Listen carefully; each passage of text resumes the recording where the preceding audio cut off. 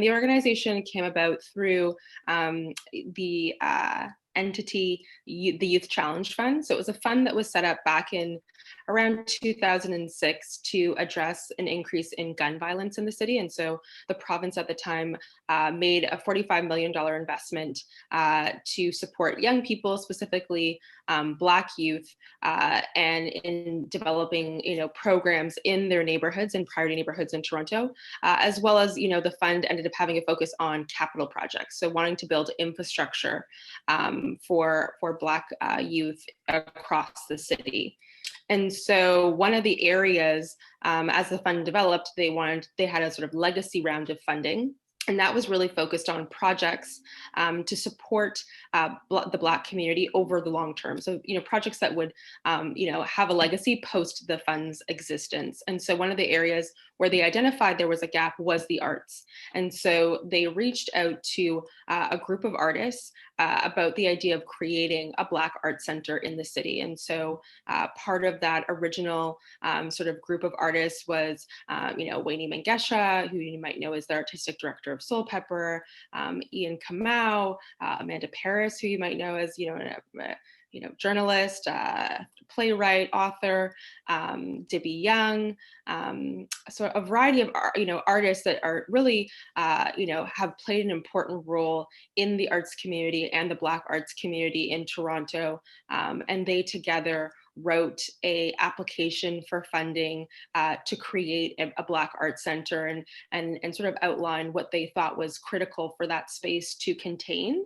And then they got approved for funding, and eventually they went through that process of figuring out what do we name this thing. And so Ian Kamau actually proposed the name of Nia Centre, and Nia being a Swahili word that means purpose. And so we say that we support people who have found their purpose through the arts. In the early days, it was a really grassroots, starting to pilot different kinds of programming out in communities. So one of the first programs was a photography program that utilized digital cameras. So, I think, going back 10 years, DSLRs weren't so common. You couldn't get them for $500 at Best Buy.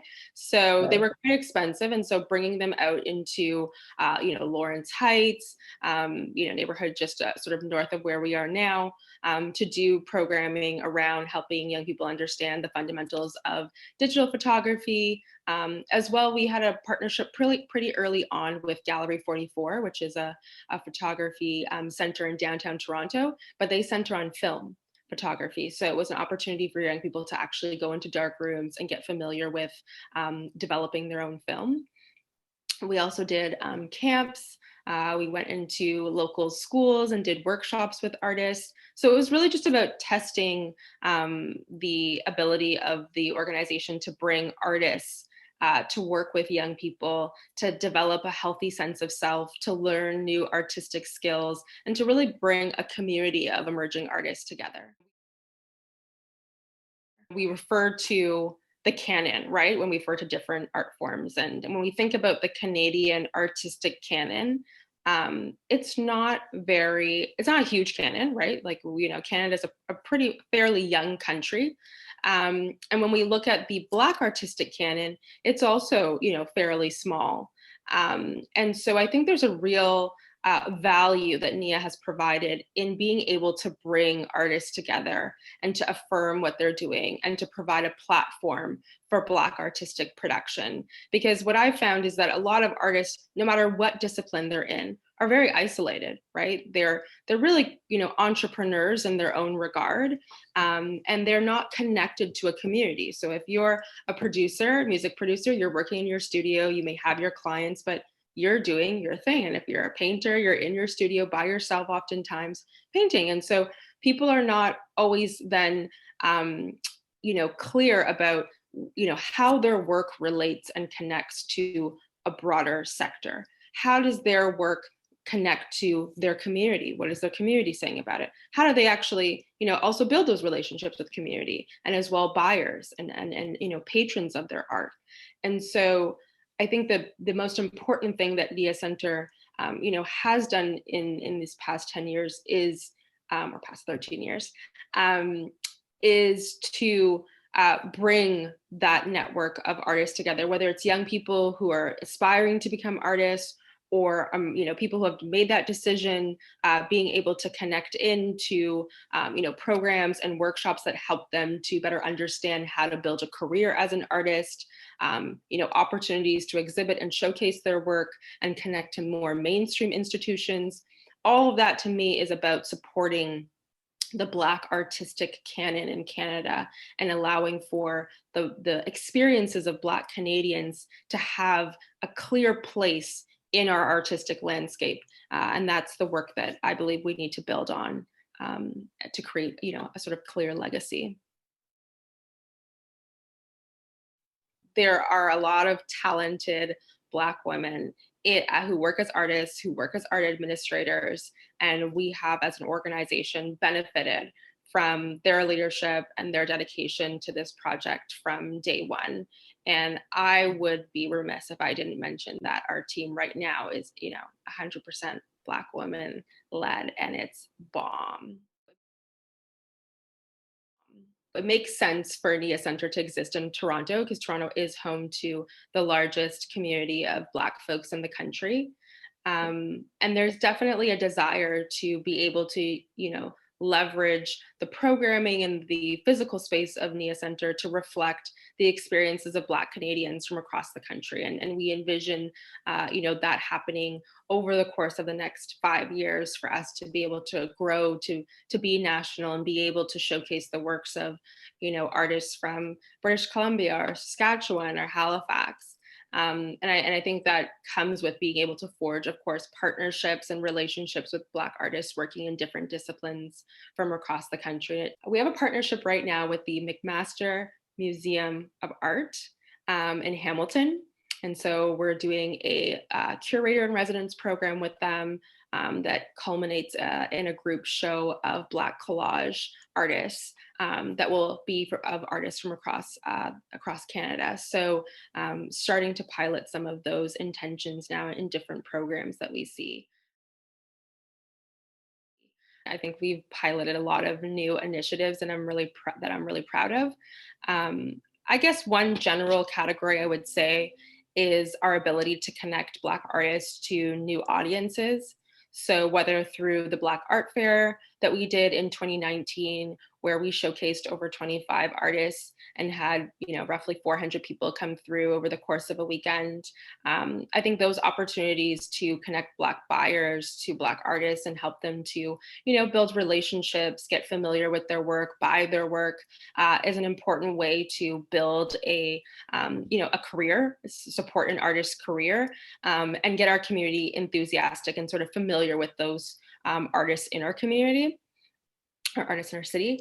And, an extension of that as well as some of the partnerships I've been able to forge with private corporations and bringing, Black artists into spaces that they wouldn't typically have access to or wouldn't typically be showcased. So whether that's, an accounting firm or a bank or, a law firm, I think combining those exhibits with an opportunity to talk about Black history and the absence of Black arts and culture in their space, right? Because a lot of these firms purchase a lot of artwork and don't have, any artwork from Black artists. And so, we see this as an opportunity to both do some education with them as well as bring artwork into those spaces. So I think that,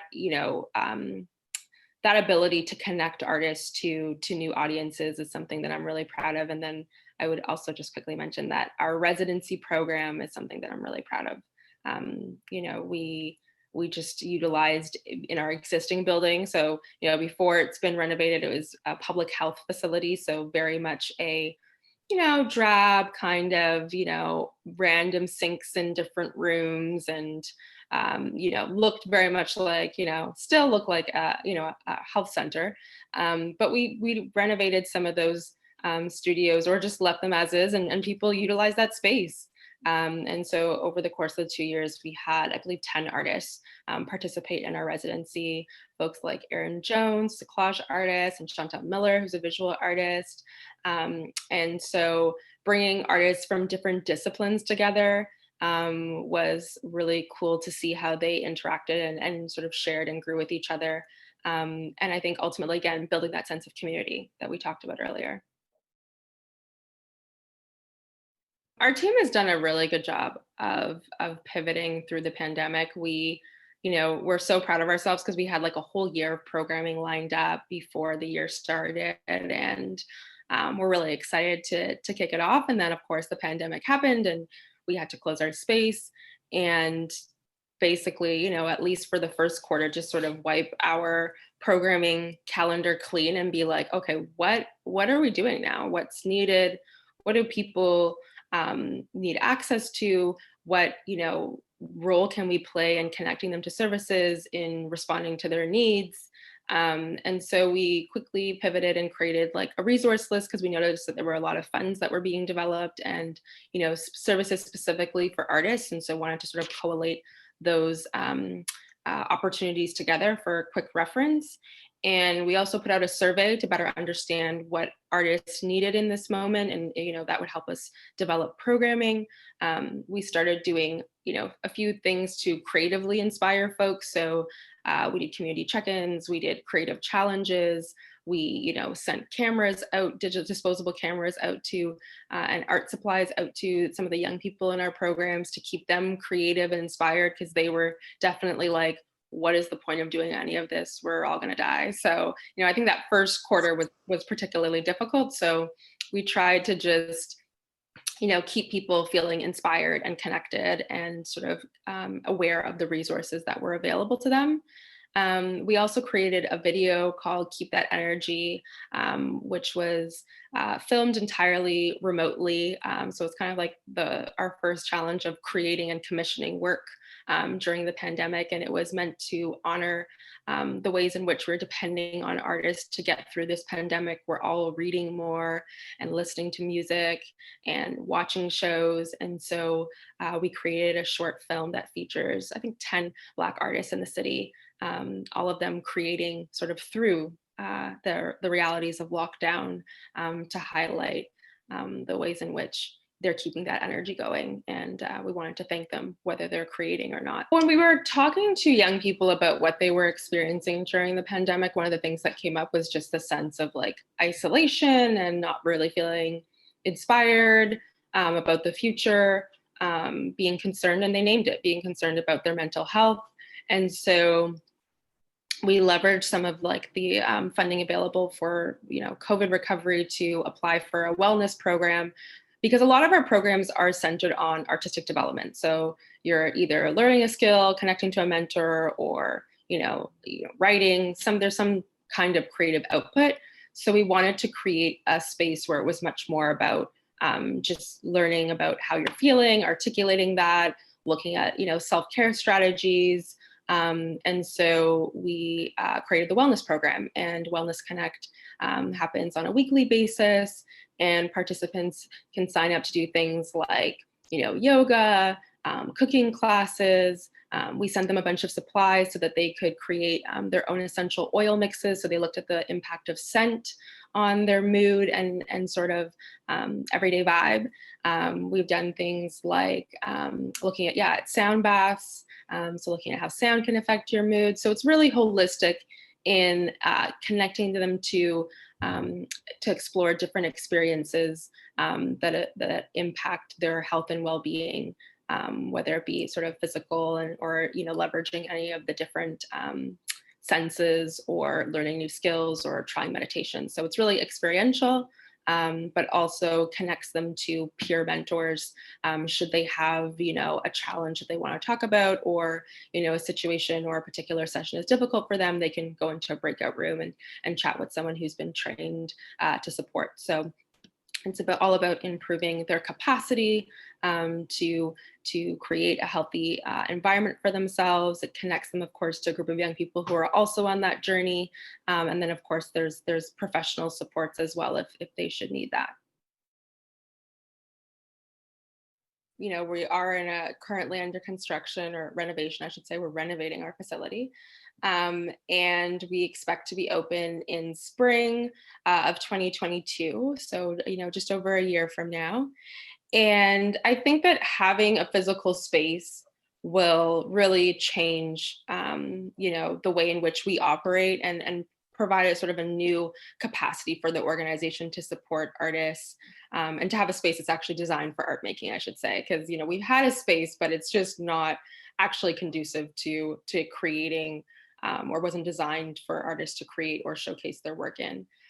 But I think moving forward, my hope is that the facility and the center through its programming can really reflect, the diversity of perspectives and experiences and narratives of the Black community, which in Toronto we're so lucky is so diverse. We're people that come from East Africa and West Africa and the Caribbean, and we're mixed, and we're francophone, and we're Muslim, and we're queer, and we're Christian, and we're trans, and there's just so many identities within the community. And I think that having, a space that's dedicated to those narratives and those stories, and that's uniquely Canadian, meaning that it has all of those voices within it, is going to be something that's really important to, the Canadian arts landscape in the years and decades to come. So I'm excited to see, what magic comes from, Black folks gathering in an artistic capacity, which is like nothing else.